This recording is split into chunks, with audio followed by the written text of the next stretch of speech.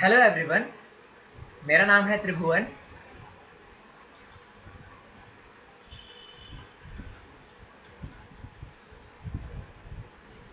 और आज हम पढ़ेंगे क्लास 11 का जो सेकंड चैप्टर है एनसीईआरटी का।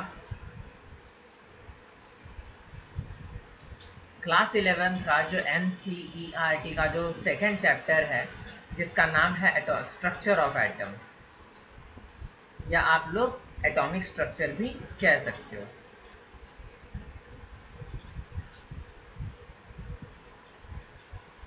स्ट्रक्चर ऑफ एटम को हम आज के दिन पढ़ेंगे, ठीक है। तो बच्चों देखो, सबसे इम्पोर्टेंट चीज़ ये है कि किसी भी चैप्टर को पढ़ने से पहले हमें एटलीस्ट ये पता होना चाहिए कि हम उस चैप्टर को पढ़ क्यों रहे हैं, क्यों हम उस चैप्टर को पढ़ रहे हैं, ठीक है। तो देखो, एक चीज़ ये होती है, जैसे हमें कुछ चीज़ें जाननी है, ठीक है, कि क्यों हम उस चीज़ को पढ़ रहे हैं, हमें इस चैप्टर की ज़रूरत क्यों पड़ी। तो हमारे पास पीरियोडिक टेबल जो है हमारे पास बच्चों, उसमें बहुत सारे एलिमेंट हैं। जैसे जो मेटल्स हैं उनकी कैटेगरी में आते हैं scandium, titanium, vanadium, chromium, manganese, ferrous, cobalt, निकल, कॉपर, जिंक। ये आते हैं हमारे जो हैं कि डी ब्लॉक एलिमेंट्स होते हैं। ये क्या होते हैं? ये डी ब्लॉक होते हैं। इनके नीचे भी बहुत सारे एलिमेंट होते हैं। मैं जस्ट आपको एक जनरल क्राइटेरिया देते हुए चल रहा हूं बच्चों। ये होते हैं हमारे डी ब्लॉक। इस तरफ में हमारे पास होता है hydrogen, lithium, potassium, sodium, rubidium, caesium, francium, ठीक है। ये और इसके साथ एक और ग्रुप होता है जिसको हम लोग बेरिलियम से स्टार्ट करते हैं, ठीक है, और ये नीचे तक जाता है, जैसे बेरिलियम, मैग्नीशियम, ठीक है, कैल्शियम, स्ट्रोंथियम, ठीक है, और रुबिडियम, ठीक है। ये क्या है हमारे पास? कुछ पी ब्लॉक के क्या है एलिमेंट्स हैं। क्या है हमारे पास? ये कुछ पी ब्लॉक के एलिमेंट्स हैं। अब जैसे अगर आप इस तरफ जाओगे तो यहाँ पे आपको इस तरफ में, मतलब अगर पीरियोडिक टेबल के मैं इधर कोई टेबल ऐड करता हूँ तो वहाँ पे हमें कुछ एलिमेंट्स मिलते हैं। मैं उन एलिमेंट्स को नीचे लिख देता हूँ। Boron, carbon, nitrogen, oxygen, fluorine, neon, ये एलिमेंट्स मिलते हैं। और इनमें भी जैसे बहुत सारे हैं,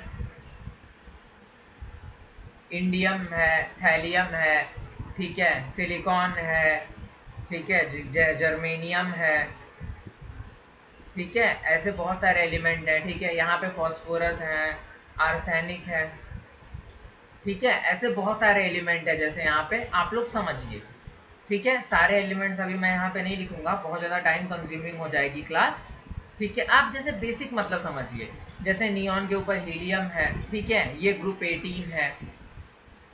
ये जो है ये 17 ग्रुप है। ये 17 ग्रुप है, ठीक है। ये है ग्रुप 16 है। ये है जो है ग्रुप 15 है। ये जो है ये ग्रुप 14 है। ये ग्रुप 13 है, ठीक है। तो बच्चों सबसे पहला हमारे पास जो क्वेश्चन उठ के ये आता है, ठीक है, कि जो पीरियोडिक टेबल में हमारे पास इतने सारे क्या हैं एटम्स हैं, ठीक है। अब अगर बात की जाए तो जब भी हमारे जो खोज है एटम्स की या मॉलिक्यूल्स की, जब खोज में डेवलपमेंट हुई तो हमने ये देखा कि जो इलेक्ट्रॉन होता है वो होता है फंडामेंटल पार्टिकल। कैसा होता है? फंडामेंटल पार्टिकल होता है। फंडामेंटल पार्टिकल होता है किसी भी एटम का। क्या होता है? फंडामेंटल पार्टिकल होता है किसी भी एटम का। प्रोटॉन सभी एटम्स में होते हैं, ठीक है। अगर हाइड्रोजन को छोड़ दिया जाए तो न्यूट्रॉन भी सब में होते हैं एक्सेप्ट हाइड्रोजन, ठीक है। एक्सेप्ट हाइड्रोजन, न्यूट्रॉन्स भी सभी के अंदर होते हैं, ठीक है। तो अब क्वेश्चन ये उठता है बच्चों कि जब प्रोटॉन, न्यूट्रॉन और इलेक्ट्रॉन, मोस्टली प्रोटॉन, न्यूट्रॉन और इलेक्ट्रॉन, यही ये किसी भी एटम के फंडामेंटल क्या होते हैं, यूनिट होते हैं, तो फिर हर एक जो एटम है मेरा वो डिफरेंट रिएक्शंस क्यों दिखाता है? अब जैसे अगर मैं नेक्स्ट पेज पे इस चीज को फर्दर डिस्कस करूं बच्चों, तो एक मेरे पास फ्लोरीन है जो कि हाईली क्या है, इलेक्ट्रोनेगेटिव है। हाईली क्या है?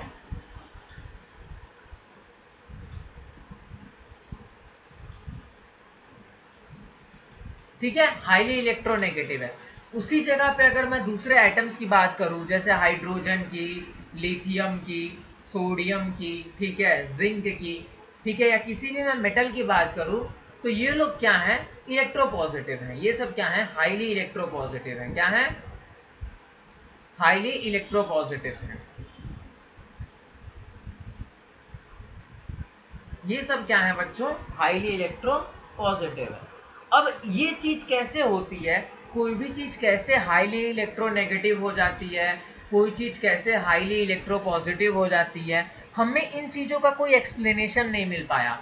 जो हमारी बेसिक जो केमिस्ट्री है, जो एटॉमिक स्ट्रक्चर को छोड़ के बाकी जो केमिस्ट्री के दूसरे पार्ट्स हैं हमारे, वो हमें कभी भी इन जो ये जो चीजें हैं या कोई भी जो केमिकल है, वो खुद मतलब क्या कहते हैं, खुद अपने ही ग्रुप वाले केमिकल से मोस्टली रिएक्ट क्यों नहीं करता, वो क्यों दूसरे दूसरे केमिकल्स को ही प्रेफर करता है रिएक्ट करने के लिए।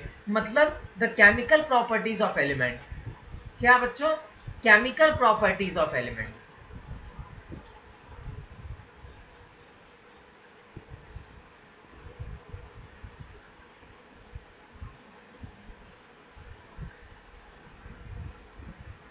तो ये सारी जो प्रॉपर्टीज हैं, वो हमें कोई एक ऐसी थियरी अभी तक नहीं है, अभी तक मतलब एटॉमिक स्ट्रक्चर चैप्टर में, मतलब ऐसी उससे पहले मतलब ऐसी कोई चीज नहीं थी हमारे पास जो ये इन सारी चीजों को क्या कर सके, एक्सप्लेन कर सके कि कैसे कोई भी मेटल है वो हाईली इलेक्ट्रोपॉजिटिव हो जाता है, कोई भी मेटल कैसे हाईली इलेक्ट्रोनेगेटिव हो जाता है, क्यों एक मेटल हमेशा दूसरे नॉन मेटल से ज्यादा रिएक्ट करना पसंद करता है, क्यों इलेक्ट्रोपॉजिटिव मेटल हमेशा इलेक्ट्रोनेगेटिव मेटल के पास जाने की कोशिश करता है। हमारे पास ये सारे क्वेश्चंस क्या हुए बच्चों, खड़े हुए। ठीक है, हमारे पास ये सारे क्वेश्चंस क्या हुए, खड़े हुए।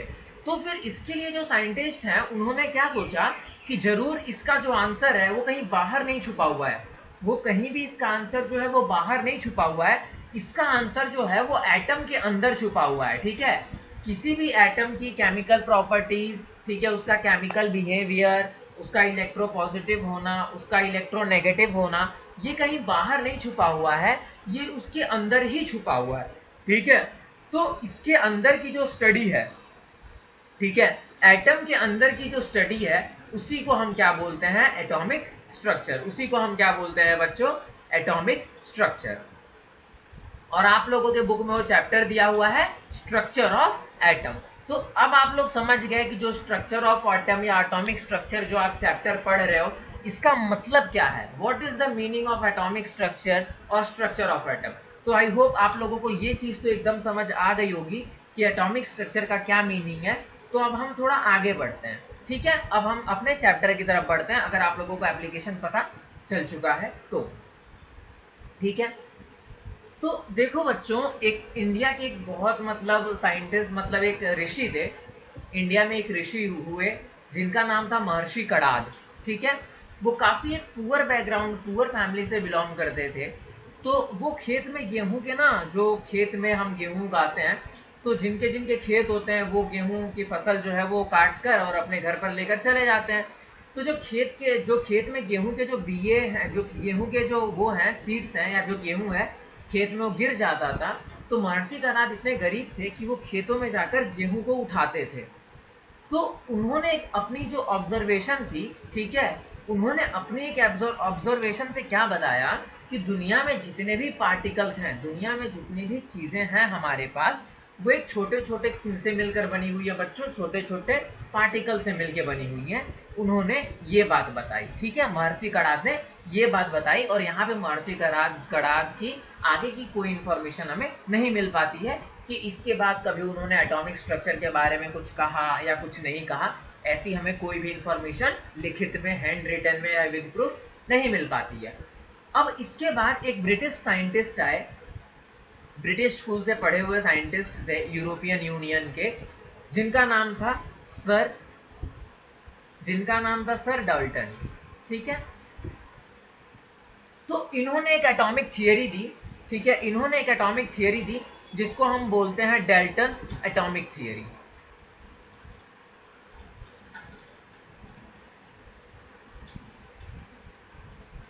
जिसको हम बोलते हैं क्या, डाल्टन्स एटॉमिक थियरी। इस चीज को हम क्या बोलते हैं बच्चों, डाल्टन्स एटॉमिक थियरी, इनकी दी हुई थियरी को। अब देखो समझो कि उन्होंने क्या थियरी दी और वो अपनी थियरी से हमें क्या बताना चाहते थे। ठीक है, तो 1808 में उन्होंने एक थियरी दी, ब्रिटिश स्कूल 1808 में। ठीक है, उन्होंने एक मतलब वो ब्रिटिश टीचर थे 1808 में, और उन्होंने एक थियरी दी जिसको हम लोग बोलते हैं डाल्टन एटॉमिक थियरी। और उन्होंने अपनी थियरी में ये बोला कि एटम जो होता है किसी भी एलिमेंट या किसी भी मैटर का, चाहे वो मैटर लिक्विड में हो, सॉलिड में हो, गैसियस में हो, प्लाज्मा में हो, या आइंस्टाइन बोस कंडेंसेट स्टेट में हो, किसी भी मैटर को आप उस पार्ट तक डिवाइड करो जब उसको फर्दर डिवाइड नहीं किया जा सकता हो। क्या नहीं किया जा सकता हो? आपके पास कोई मैटर है, आप उसको फर्दर डिवाइड करो और आप उसको तब तक डिवाइड करते जाओ, डिवाइड मतलब तोड़ते जाओ, ब्रेक करते जाओ, आप उसको तब तक डिवाइड करते जाओ स्मॉल पीसेस में कि एक ऐसा टाइम आए जब वो पार्टिकल क्या हो जाए? अनडिवाइडेबल हो जाए। क्या हो जाए वो पार्टिकल? अनडिवाइडेबल हो जाए। क्या हो जाए वो पार्टिकल? अनडिवाइडेबल या नॉन डिविजिबल हो। कैसा हो वो पार्टिकल? एक इनफाइनाइट कट्स के बाद या कुछ बहुत सारे कट्स के बाद वो पार्टिकल कैसा हो जाए? अनडिविजिबल हो जाए। कैसा हो जाए वो पार्टिकल? अनडिविजिबल हो जाए। अनडिविजिबल से कहने का क्या मतलब है कि जैसे मान लो आपके पास ये मैटर है, ठीक है, आपने इसको पहले हाफ में काटा, फिर इसके हाफ को फिर हाफ में काटा, फिर इसके हाफ को फिर हाफ में काटा, ऐसे आप काटते गए और बहुत सारे कट्स के बाद, बिलियंस ट्रिलियंस बहुत सारे कट्स के बाद आपको एक ऐसा कट मिलता है जिसको आप फर्दर काट नहीं सकते, जिसको आप मैकेनिकली क्या नहीं कर सकते? सेपरेट नहीं कर सकते, जिसको मैकेनिकली किसी भी तरीके से आप क्या नहीं कर सकते? सेपरेट नहीं कर सकते। उसको उन्होंने क्या बोला? सर जॉन डाल्टन ने क्या बोला? एटम। क्या बोला सर जॉन डाल्टन ने? उसको एटम बोला। तो ये थी जॉन डाल्टन की एटॉमिक थियरी।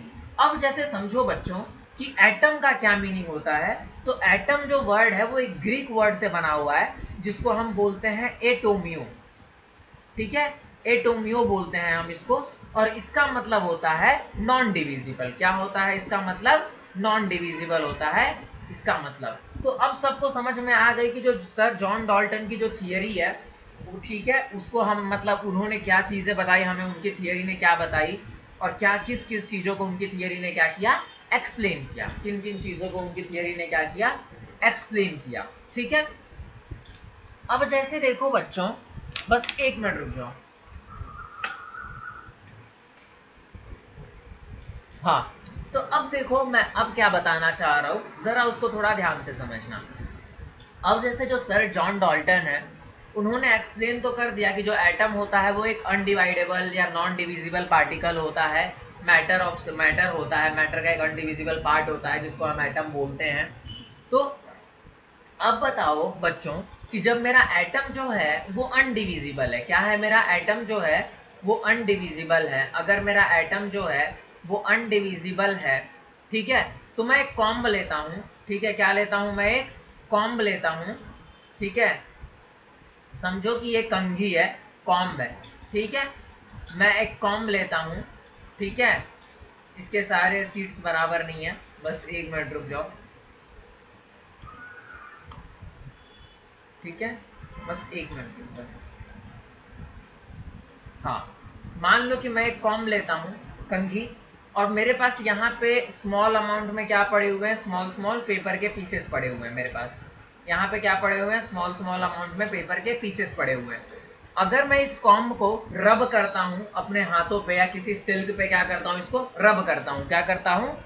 सिल्क को अपने हाथों से क्या करता हूँ? रब करता हूँ, मतलब कपड़े पे, किसी सिल्क पे, कपड़े पे रब करता हूँ। तो मैं ये क्या एब्जॉर्ब करता हूँ? मैं ये क्या मेरी ऑब्जॉर्बेंस क्या है यहाँ पे? मैं ये क्या ऑब्जर्व कर रहा हूँ कि ये जो पार्टिकल है या पेपर है, पेपर के जो पीसेस हैं वो कॉम्ब की तरफ क्या हो रहे हैं बच्चों? अट्रैक्ट हो रहे हैं। क्या हो रहे हैं? कॉम्ब की तरफ अट्रैक्ट हो रहे हैं।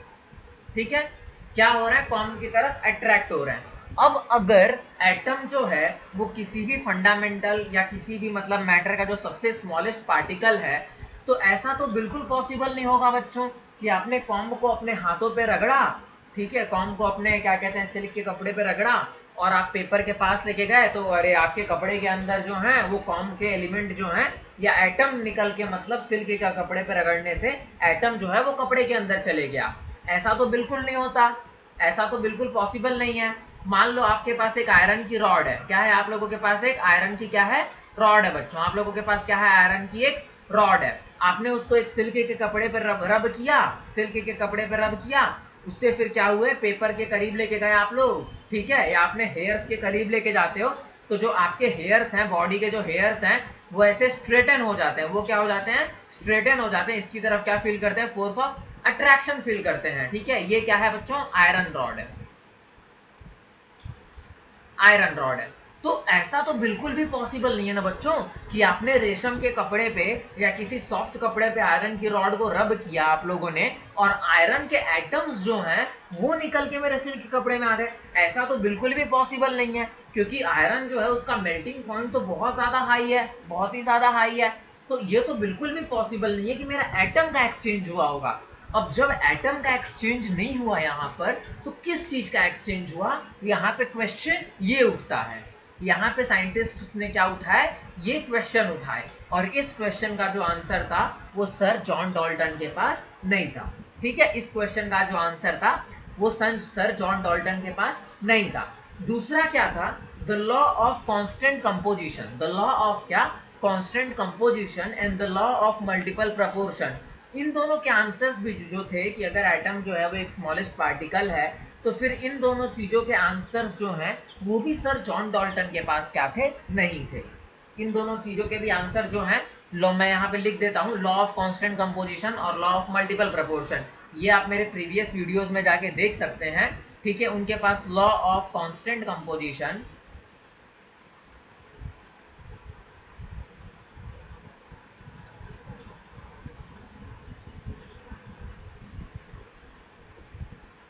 and law of multiple proportion।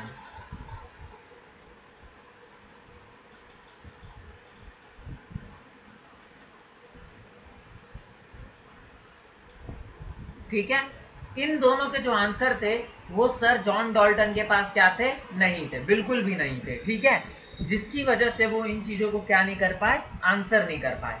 अब देखो बच्चों, जो सर जॉन डॉल्टन क्या नहीं कर पाए, आंसर नहीं कर पाए, उस आंसर को खोजने के लिए कभी भी साइंस की जो दुनिया होती है ना, जब उसमें एक बंदा कोई आंसर नहीं कर पाता, ठीक है, तो उसका आंसर खोजने के लिए ना सारे के सारे लोग लग जाते हैं। क्योंकि तब के टाइम पर जो जॉन डॉल्टन सर की जो रेपुटेशन थी, वो दुनिया में एक बहुत अच्छे साइंटिस्ट की रेपुटेशन थी, और सबको पता था कि अगर सर जॉन डॉल्टन ने अगर कोई थियरी दी हुई है तो वो ऑफकोर्स सी बात है बच्चों कि वो थियरी गलत बिल्कुल नहीं होगी, वो क्या नहीं होगी, गलत बिल्कुल नहीं होगी। तो अब इसके आंसर को खोजने की ना एक क्या हो गई, मतलब एक रेस शुरू हो गई, और वो रेस शुरू होती है यहाँ से, जिसको आप लोगों की बुक ने दिया हुआ है 2.1, जिसको बोलते हैं सब एटॉमिक पार्टिकल्स, ठीक है, सब एटॉमिक पार्टिकल्स। देखो नाम से ही समझ आता है, मैं यहाँ पे लिख देता हूँ क्या, सब एटॉमिक, क्या लिख देता हूँ मैं यहाँ पे, सब एटॉमिक। अब देखो बच्चों, नाम से ही क्या है ना, क्लियर है, नाम से ही क्या है, एकदम क्लियर है। सब एटॉमिक का मतलब क्या होता है, वो नाम से ही क्लियर है। अब समझो जैसे कि मान लो कि मेरा एटम क्या है, सबसे स्मॉलेस्ट पार्टिकल है, और मेरे जो है आयरन रॉड को उसमें रगड़ने से, सिल्क की शॉल पे रगड़ने से तो एटम का ट्रांसफर तो नहीं हो सकता, ये तो बिल्कुल भी पॉसिबल चीज नहीं है। तो जो हमारे सर हैं, मतलब जो दूसरे दूसरे साइंटिस्ट हैं, जैसे माइकल फराड हो गए, गोल्डस्टन हो गए, सर रुदरफोर्ड हैं, ठीक है, जेम्स चैडविक हैं, जे थॉमसन है, ये सारे लोग अब इस रेस में लग गए, ठीक है, ये सारे लोग इस रेस में लग गए। तो उन्होंने क्या बोला कि एटम तो नहीं ट्रांसफर होता होगा, लेकिन जरूर ही जो एटम के अंदर जो कुछ सब एटॉमिक पार्टिकल्स होंगे, जरूर ही एटम के अंदर क्या होंगे, कुछ सब एटॉमिक पार्टिकल्स होंगे जिनका क्या होता होगा, ट्रांसफर होता होगा, जिनका क्या होता होगा बच्चों, ट्रांसफर होता होगा, ठीक है। तो अब देखो, इसी ट्रांसफर को समझने के लिए, इसी ट्रांसफर को क्या करने के लिए बच्चों, समझने के लिए यहाँ पे एक नई चीज को इन्वेंट किया गया, यहाँ पे एक चीज, एक सेटअप बनाया गया, जिसको हम लोग बोलते हैं कैथोड रे डिस्चार्ज ट्यूब, जिसको हम क्या बोलते हैं, cathode ray, cathode ray discharge tube.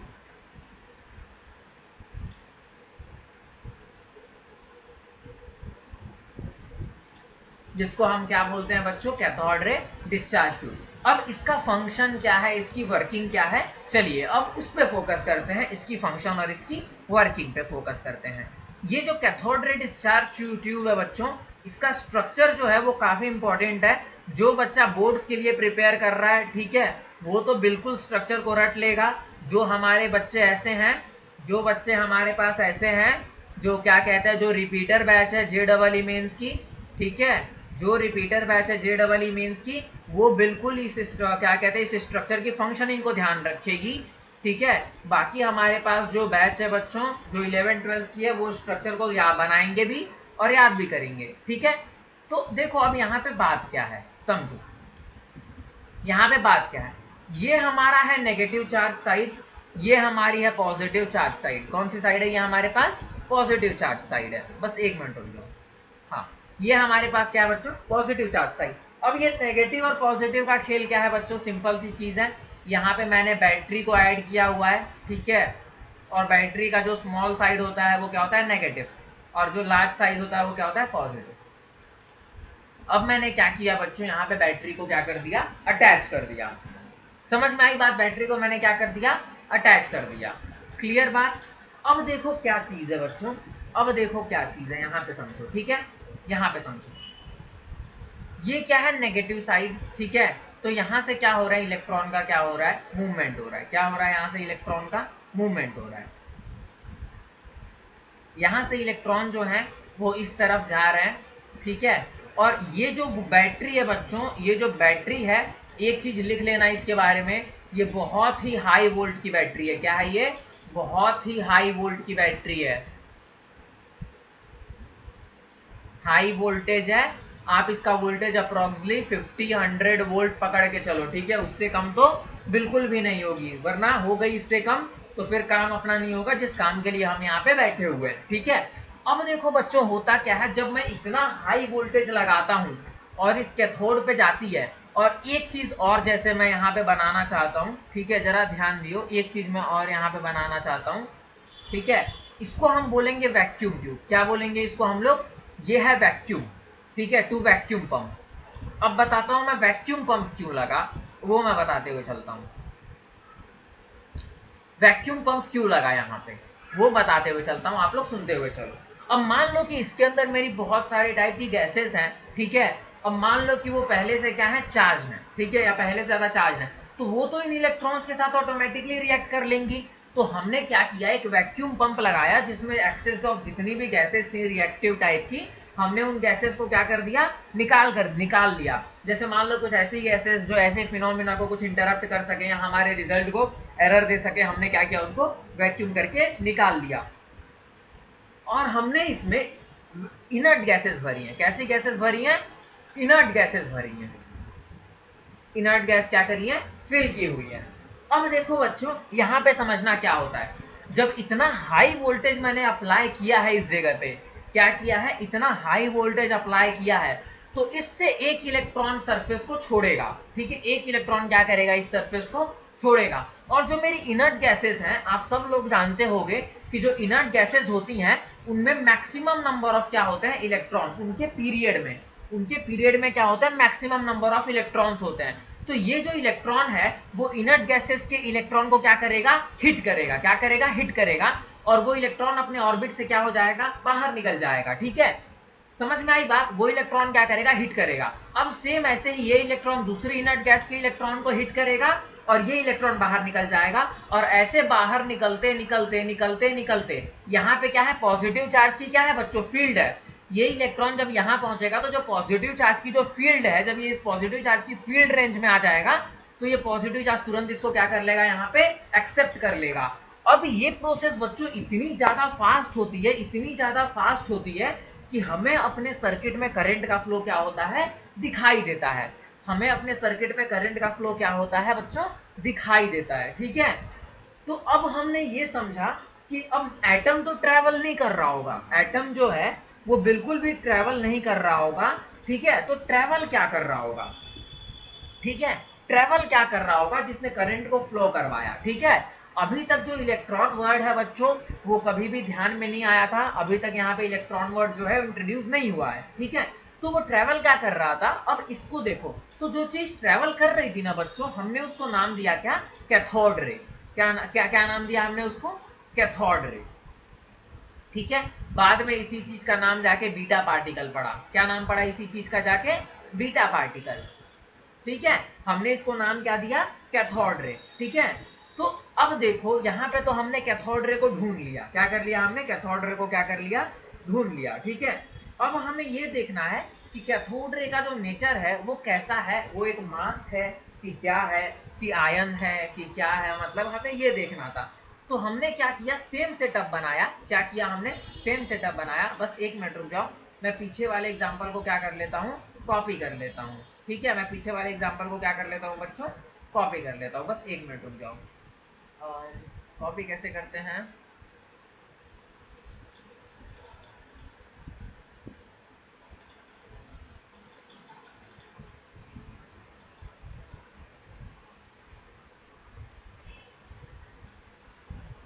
ठीक है। अब जैसे हमारा बच्चों ये वाला जो हमारा सेटअप है, ठीक है, ये वाला जो हमारा सेटअप है, ठीक है। अब जैसे समझो कि इस सेटअप के अंदर हमने चेंजेस क्या क्या किए। ठीक है, इस सेटअप के अंदर हमने चेंजेस क्या क्या किए वो जरा ध्यान देना। ठीक है, बस एक मिनट रुक जाओ, मैं इरेजर को थोड़ा सा छोटा कर दूं। ठीक है,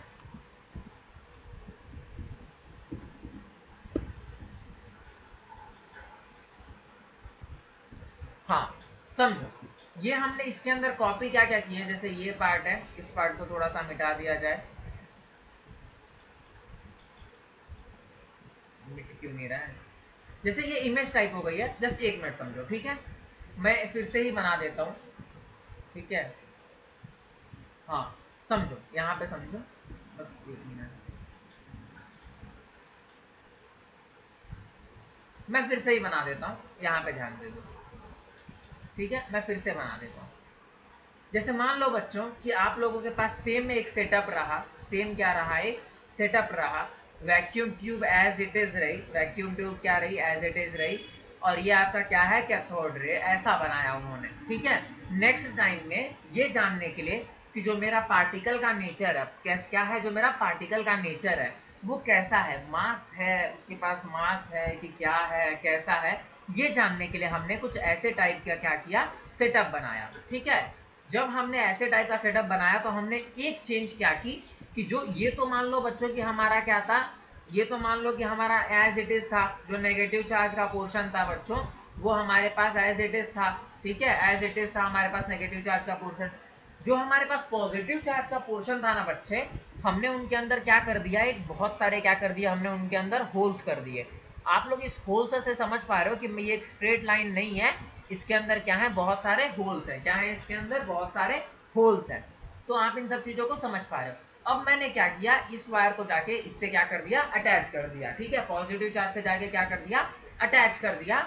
और ये वैक्यूम ट्यूब सेम मैंने क्या की, वैक्यूम क्रिएट करने के लिए, ठीक है, वैक्यूम पंप है, वैक्यूम पंप से मैंने क्या कर दिया, अटैच कर दिया। ठीक है, अब समझो यहाँ पे क्या चीज है, जब मैं यहाँ से हाई वोल्टेज अप्लाई कर रहा हूँ तो जो यहाँ से मेरे इलेक्ट्रॉन्स हैं वो इस तरफ जा रहे हैं। कैसे जा रहे हैं मैंने पीछे बताया हुआ था, जो इलेक्ट्रॉन इससे टकरा रहे हैं वो तो करंट फ्लो कर रहे हैं, लेकिन जो इस होल्स के थ्रू पास हो जा रहे हैं, मैंने पीछे क्या किया हुआ है, एक फ्लोरोसेंस या फॉस्फोरोसेंस की क्या बनाई हुई है, एक लेयर बनाई हुई है।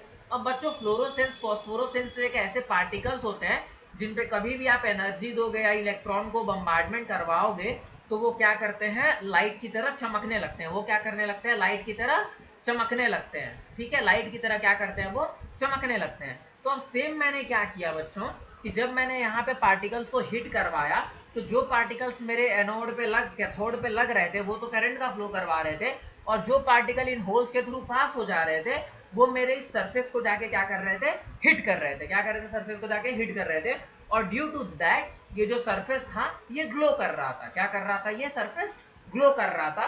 तो इससे हमने कुछ आइडिया लगाया कि जो सरफेस, जो ये हमारे पास जो पार्टिकल है, कैथोड रे पार्टिकल है, इसके पास क्या है, इसके पास कुछ इलेक्ट्रोमैग्नेटिक फील्ड है। ठीक है, मतलब इसके पास कुछ चार्ज है। इस एक्सपेरिमेंट से हमने ये लगाया कि इसके पास कुछ चार्ज है। क्या है, इसके पास कुछ चार्ज है और इसके पास क्या है, कुछ मास है। ठीक है, ये दोनों चीजें हमने क्या की बच्चों यहाँ पे मतलब लगाई। मतलब देखो हमें ना मास का फिनोमिना तो तभी पता चल गया था जब करंट का फ्लो हुआ था, ठीक है, क्योंकि कभी भी गैसियस स्टेट में करंट का जो फ्लो होता है वो आयंस और इलेक्ट्रॉन्स की वजह से ही होता है। समझ में आई बात? ठीक है, तो वो तो तुम्हें पता चल गया था। चार्ज के लिए हमने क्या किया, ये फर्दर एक्सपेरिमेंट हमने परफॉर्म किया। ठीक है, अब देखो हमें इस एक्सपेरिमेंट से जो है रिजल्ट क्या मिलता है। जो ये एक्सपेरिमेंट है हमें इससे रिजल्ट क्या मिलता है, तो देखो जो कैथोड रे है हमारी, जिसको हमने बोला था कि जो चीज वहां से निकलती है, ठीक है, जो चीज वहां से निकलती है मतलब यहाँ से जो पार्टिकल निकल रहा है, इसको हम बोलेंगे क्या, कैथोड रे। इसको हम क्या बोलेंगे बच्चों, कैथोड रे। ऐसा हम क्या बोलेंगे, इस पार्टिकल को बोलेंगे। तो अब हमारे पास यही क्वेश्चन है, ठीक है, क्वेश्चन क्या है हमारे पास, अब हमारे पास जो हमने एक्सपेरिमेंट किया तो हम उससे कुछ चीजों को एब्जॉर्ब करते हैं हमारी ऑब्जर्वेशन से, और कुछ चीजें लिखते हैं। तो उन्होंने क्या बोला कि बच्चों जो कैथोड रे थी आप लोगों की, ठीक है, द कैथोड रे, उन्होंने ऐसा बोला कि जो कैथोड रे है आपकी वो क्या कहते हैं, स्टार्ट फ्रॉम कैथोड, वो कैथोड से शुरू होती है। क्या होती है, कैथोड से शुरू होती है और एनोड की तरफ क्या हो जाती है, मूव करती है। ठीक है, जो कैथोड रे है वो कैथोड से शुरू होती है और एनोड की तरफ क्या करती है, मूव करती है। क्या करती है, देखो ये जो था ये पॉजिटिव चार्ज, ठीक है, जो पॉजिटिव चार्ज वाली साइड है इसको बोलते हैं एनोड, ठीक है, और ये नेगेटिव चार्ज वाली साइड है इसको हम बोलते हैं क्या, कैथोड। ठीक है, इसको हम क्या बोलते हैं, कैथोड। ठीक है, अब देखो, तो उन्होंने बोला कि जो आपके पास कैथोड रे है वो कैथोड से तो निकलती है, कैथोड साइड से तो निकलती है, और वो मूव करती है, किसकी तरफ मूव करती है बच्चों, एनोड की तरफ मूव करती है। ये एक इंपॉर्टेंट बात हमें पता चली। और देखो और क्या पता चला, देखो ये जो रेज है ये विजिबल नहीं है, ठीक है, ये जो रेज है ये विजिबल नहीं है, ठीक है, बट ये किसी अगर मटेरियल पे हिट करती हैं, ठीक है, इन रेस को हम अब ऐसे देख नहीं सकते, लेकिन अगर हमारे पास कोई ऐसा मटेरियल है, ठीक है, फ्लोरोसेंस या फॉस्फोरोसेंस टाइप मटेरियल है, जो कभी भी एनर्जी अगर उसको कभी भी मिलती है तो वो क्या करता है, ग्लो करता है। अगर ऐसे टाइप के हमारे पास मटेरियल्स हैं तो हम अरे क्या कहते हैं, हम इन पार्टिकल को क्या कर सकते हैं, डिटेक्ट कर सकते हैं। क्या कर सकते हैं, हम इन पार्टिकल को डिटेक्ट कर सकते हैं, जिसको हम बोलते हैं फ्लोरोसेंस और फॉस्फोरोसेंस। ठीक है, और इसी से शुरुआत होती है बच्चों हमारे टेलीविजन की। ठीक है, यहीं से टेलीविजन की खोज की क्या होती है, रेस स्टार्ट होती है। तीसरा उन्होंने क्या बोला कि अगर हमारे पास इलेक्ट्रिक फील्ड, अगर हमारे पास इलेक्ट्रिक फील्ड और मैग्नेटिक फील्ड ना हो,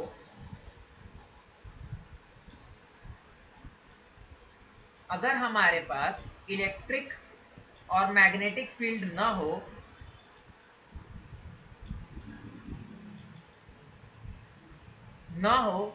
मतलब इन द एब्सेंस ऑफ, ना हो मतलब इन द एब्सेंस ऑफ, यहां पे मैं लिख देता हूं in the absence of, in the absence of electric and magnetic field, ये जो रे है वो स्ट्रेट लाइन में ट्रेवल करती है। किस लाइन में ट्रेवल करती है बच्चों, स्ट्रेट लाइन में। In the absence of electric and magnetic field the रे, the cathode ray travel in straight line, straight line. ठीक है, यहां पे लिख देता हूं मैं, इन अ स्ट्रेट लाइन। चौथा पॉइंट क्या था, in presence of electric and magnetic field, ठीक है, इसका जो बिहेवियर होता है in the presence of electric and magnetic field. समझो अब यहाँ पे ये लाइन बहुत ही ज्यादा इंपॉर्टेंट है। ठीक है, अगर मैं यहाँ पे कोई इलेक्ट्रिक जैसे प्लस और माइनस इलेक्ट्रिक फील्ड लगाता हूं और इसके साइड से कोई एक मैग्नेटिक फील्ड है, समझो 3 डायमेंशन में मैं बनाने की कोशिश करता हूं, ठीक है, अगर इसके साइड में कोई मैग्नेटिक फील्ड है और यहाँ से ये रे क्या कर रही है, ऐसे ट्रेवल करने की कोशिश कर रही है। ठीक है, यहाँ से ये जो कैथोड रे है वो ट्रेवल करने की कोशिश कर रही है, तो सिंपल उसका बिहेवियर कैसा होता है पता है, जब वो ट्रेवल करने की कोशिश करती है तो वो पॉजिटिव साइड के प्रति क्या करती है, अट्रैक्शन फील करती है। अगर मैं पॉजिटिव साइड के रेफरेंस में बात करूं, अगर मैं पॉजिटिव साइड के रेफरेंस में बात करूं तो ये अट्रैक्शन फील करती है, बट नेगेटिव चार्ज के थ्रू ये क्या फील करती है, रिपल्शन फील करती है। क्या करती है, रिपल्शन फील करती है। तो हमने क्या बोला, हमने एक क्या दिया, ऑब्जर्वेशन दिया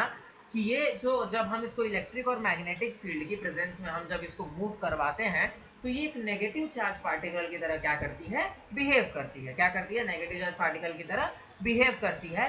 और हमने उस नेगेटिव चार्ज पार्टिकल को क्या बोला बच्चे? इलेक्ट्रॉन। हमने उस नेगेटिव चार्ज पार्टिकल को क्या बोला बच्चे? इलेक्ट्रॉन। अब सबको समझ में आ गई बात बच्चों? अब सबको समझ में आ गई कि एक्चुअली इलेक्ट्रॉन का जो इन्वेंशन है वो कैसे कैसे हुआ, कैसे इलेक्ट्रॉन को वर्ड मिला, इलेक्ट्रॉन को पहले क्या बोलते थे। समझ में आ गई बात आपको? ठीक है, होप्स तो आप लोगों को समझ में आ गई होगी। अब आगे चलते हैं। The characteristics of cathode rays do not depend upon the nature of material. ठीक है, nature of material of electrode and the nature of gas present in the cathode ray tube. ये लाइन का क्या मतलब है बच्चों? ये लाइन का मतलब ये है कि मैंने मतलब जो इलेक्ट्रॉन होता है, अगर मैं एक सिंगल इलेक्ट्रॉन की बात करूं, अगर मैं किसी इलेक्ट्रॉन की बात करूं, तो वो हर एक एटम में क्या होता है बच्चों? सेम होता है। हर एक एटम में इलेक्ट्रॉन क्या होता है बच्चों? सेम होता है। मतलब अगर मैं हाइड्रोजन के इलेक्ट्रॉन को बाहर निकाल के देखूं और हीलियम के इलेक्ट्रॉन को अगर मैं बाहर निकाल के देखूं, तो दोनों ही इलेक्ट्रॉन क्या है? सेम है। मतलब कभी भी जो इलेक्ट्रॉन है वो आप एक एटम से दूसरे एटम का चेक करोगे तो इलेक्ट्रॉन की प्रॉपर्टी नहीं चेंज हो जाती है कि पहले इलेक्ट्रॉन रहा, अब इलेक्ट्रॉन नहीं रहेगा, कोई दूसरा पार्टिकल बन जाएगा। ऐसा कभी पॉसिबल नहीं है। इसीलिए आप लोगों की बुक में एक लाइन लिखी हुई है कि कभी भी जो इलेक्ट्रॉन है वो मटेरियल ऑफ नेचर या गैसेस पे डिपेंड नहीं करती, क्योंकि जो इलेक्ट्रॉन होता है वो एक फंडामेंटल पार्टिकल होता है। इलेक्ट्रॉन कैसा होता है? फंडामेंटल पार्टिकल होता है। इस चीज को लिख लो आप।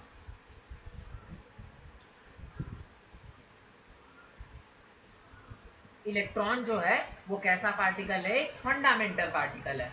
सबको क्लियर आई? सबको क्लियर समझ में आई मेरी बात? ठीक है, क्लियरली समझ आ गई मेरी बात सब लोगों को? ठीक है, चलो अब आगे की तरफ चढ़ते हैं, आगे की तरफ बढ़ते हैं। ठीक है, आगे चलो। अब देखो ध्यान से यहाँ पे क्या चीजें हैं। हेलो, ठीक है, देखो ध्यान से देखो। अब बच्चों जो है इलेक्ट्रॉन की जो खोज है, मतलब वो तो हो गई है। इलेक्ट्रॉन की जो खोज है वो तो हो गई है। प्रोटॉन की खोज की बात करेंगे थोड़े टाइम बाद। लेकिन प्रोटॉन की खोज से पहले देखो कि क्या चीजें होती हैं।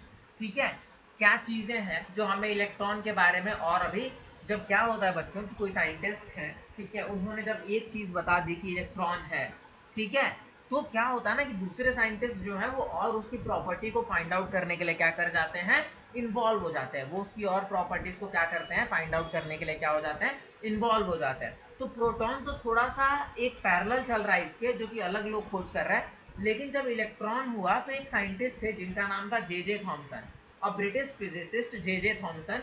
इन्होंने इलेक्ट्रॉन की जो है वो बहुत सारी क्या बता दी बच्चों? प्रॉपर्टीज बता दी। क्या बता दी इन्होंने? इलेक्ट्रॉन की बहुत सारी प्रॉपर्टीज बता दी। ठीक है, इन्होंने इलेक्ट्रॉन की क्या बता दी? प्रॉपर्टीज बता दी। अब देखो कौन सी प्रॉपर्टीज बच्चों? कौन सी प्रॉपर्टीज? मैंने आप लोगों को पहले ही क्लास में बताया हुआ था, कि जब हम कैथोड रे का एक्सपेरिमेंट कर रहे थे तब हम इलेक्ट्रॉन का क्या देख रहे थे? चार्ज। कि इलेक्ट्रॉनिक चार्ज पार्टिकल, इलेक्ट्रॉन के पास कुछ मास है। तो अब देखो मैं समझ गया कि बेटा तुम वजन उठा सकते हो। ठीक है, इतनी बात तो मुझे समझ में आ गई कि तुम क्या हो? एक अच्छे रेसलर हो बेटा, वजन उठा सकते हो। ठीक है, लेकिन तुम कितना वजन उठा सकते हो? क्वेश्चन ये है यहाँ पे कि तुम कितना वजन उठा सकते हो, तुम्हारे अंदर क्या कैपेसिटी है वेट को लिफ्ट करने की। तो इलेक्ट्रॉन पे चार्ज और मास तो है, ये तो पता चल गया हमें, लेकिन कितना, उसकी न्यूमेरिकल वैल्यू क्या है। ठीक है, तो उन्होंने क्या किया? एक सेटअप बनाया। ठीक है, एक क्या किया उन्होंने? एक सेटअप बनाया। उस जरा सेटअप को जरा ध्यान से देखना। पहले इन्होंने यहाँ पे लिया कैथोड। ठीक है, यहाँ पे इन्होंने क्या लिया? एक कैथोड लिया। ठीक है, उससे अगर हम थोड़ा सा आगे चलते हैं, कैथोड से थोड़ा सा आगे चलते हैं, तो उन्होंने यहाँ पे बनाया एनोड। क्या बनाया उन्होंने यहाँ पे? एनोड बनाया। क्या बनाया उन्होंने यहाँ पे? एनोड। अब अगर हम एनोड से थोड़ा सा आगे चलते हैं, ठीक है, जो कि एनोड्स में क्या थे बेटा? होल्स थे। ये तो सब लोगों को पता ही है कि उस ट्यूब में जो सेकंड था फ्लोरोसेंस फॉस्फोरोसेंस वाला, उसके अंदर एनोड ट्यूब के अंदर क्या थे? होल्स थे। तो आपको उस होल्स को कंसीडर करके चलना है। अब जब इलेक्ट्रॉन इस क्या कहते हैं, कैथोड एनोड को पार कर लेगा, तो मैंने क्या लगा दिया? एक उसके ऊपर से एक इलेक्ट्रिक फील्ड लगा दी। क्या लगा दी? एक इलेक्ट्रिक फील्ड लगा दी। ठीक है, एक इलेक्ट्रिक फील्ड लगा दी, और इस इलेक्ट्रिक फील्ड का नेचर था पॉजिटिव। और उसके नीचे में बेटा मैंने क्या किया, उसके नीचे में बेटा मैंने क्या किया,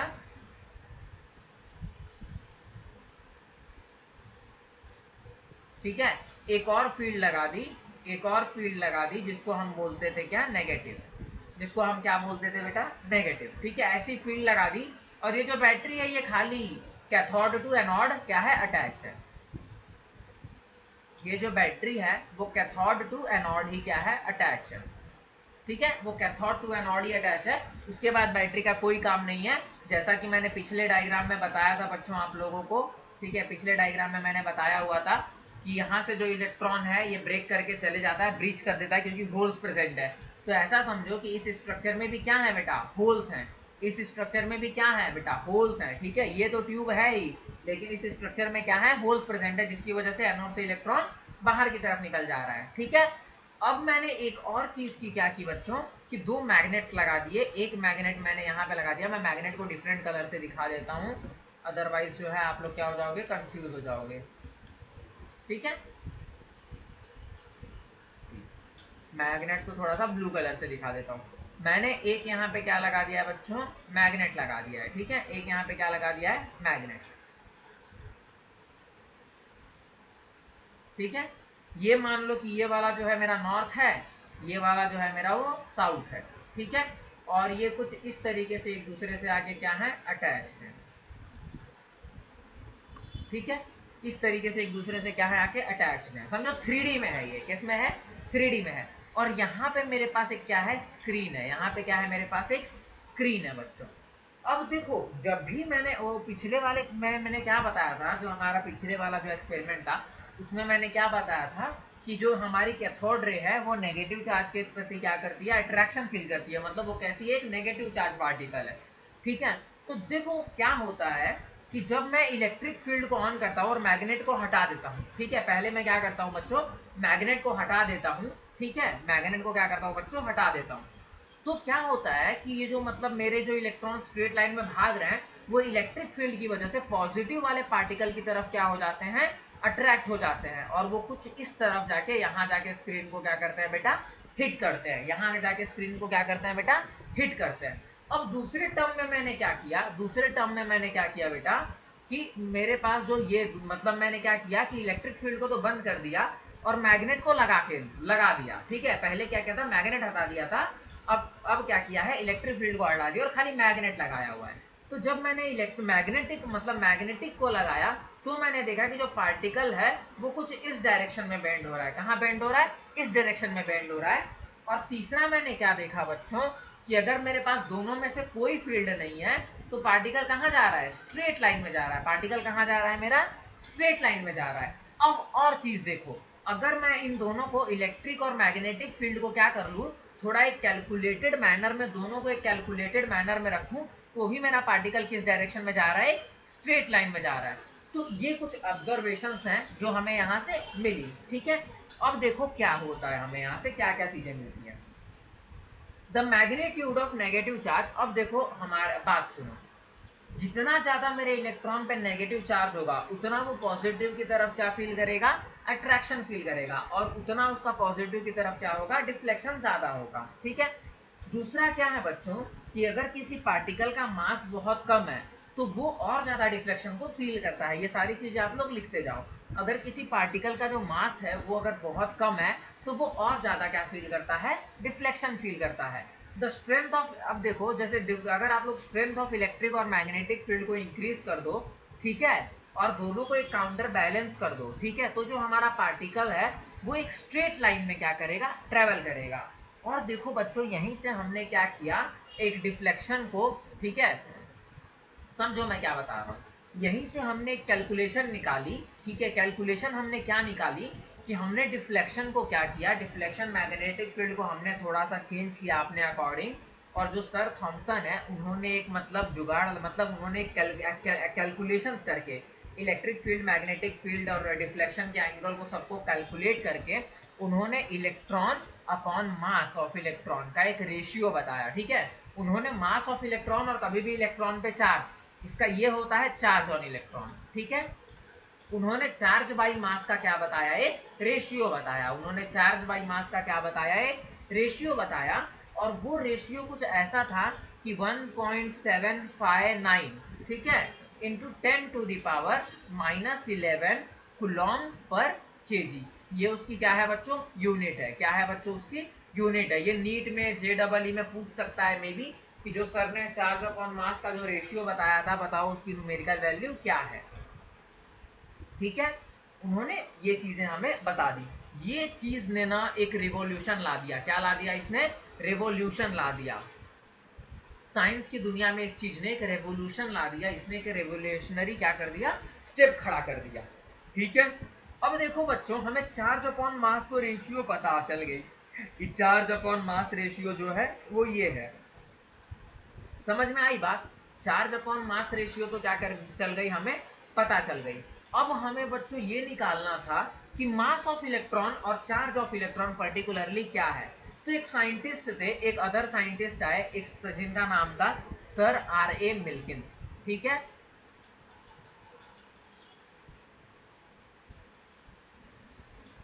सर RA मिल्किन। ठीक है, इन्होंने एक एक्सपेरिमेंट किया बच्चों, ऑयल ड्रॉप मेथड उस एक्सपेरिमेंट का नाम है। ठीक है, वो एक्सपेरिमेंट से आप लोगों को कोई लेना देना नहीं है, लेकिन फिर भी मैं थोड़ा सा अगर आपको आइडिया दे दूं तो एक कंटेनर लिया उन्होंने उसमें एक कैथोड रखा, नीचे वाले को एक एनोड रखा। ठीक है, मतलब कैथोड एनोड जैसा नहीं, उन्होंने दो प्लेट्स रखी। ठीक है, एक प्लेट के अंदर थोड़ी सी होल कर दी, उसके अंदर एक्सरे की बीम्स को मतलब क्या किया, पुट किया। उनके अंदर क्या किया, एक्सरे की बीम्स को क्या कर दिया, पुट कर दिया बच्चों। तो मतलब उन्होंने एक मतलब क्या कहते हैं, स्प्रे गन ली, स्प्रे से उन्होंने ऑयल्स को डाला उसके अंदर, और उससे उनको इलेक्ट्रॉन के जो एक चार्ज है, ठीक है, इलेक्ट्रॉन का जो एक चार्ज है, उससे उनको उस चार्ज की क्या पता चल गई बच्चों, कैलकुलेशन पता चल गई। और उन्होंने हमें इलेक्ट्रॉन का चार्ज बता दिया। उन्होंने क्या किया बच्चों, हमें इलेक्ट्रॉन का चार्ज बता दिया। और जो उन्होंने इलेक्ट्रॉन का चार्ज बताया हमें, वो था 1.6021 इंटू 10⁻⁻19 कूलॉम। उन्होंने क्या बताया हमें, एक इलेक्ट्रॉन का चार्ज बता दिया। अब देखो बेटा, यहां से तो मतलब हमारे लिए चीजें एकदम आसान हो गई। पिछले वाले जो साइंटिस्ट सर थे, उन्होंने हमें क्या बता दिया था, electron upon charge upon mass ratio बता दी थी 1.759 इंटू 10⁻⁻11। यहाँ पे हमें क्या पता चल गया, चार्ज पता चल गया।